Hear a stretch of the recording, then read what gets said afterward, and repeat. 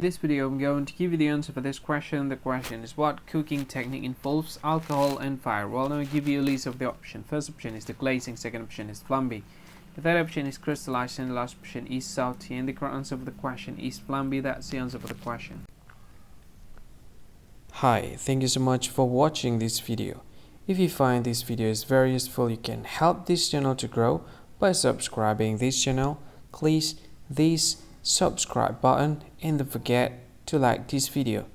And if you find this video is not really good, or you don't really like this video, or you kind of feel that it's a little bit offensive or something like that, you can click this one, dislike button. You can do that anyway. And if you want to share this video with your friend, you can share it by clicking this share button, and you can share it to any social media that you wish that is currently available at this time, like Facebook, Twitter, LinkedIn, and many others, right?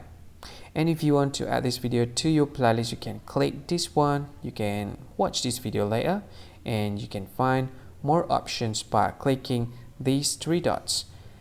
And yeah, don't forget to subscribe. I think that's all of it. Thank you so much for watching this video, and see you again in another video. Bye bye. See you again.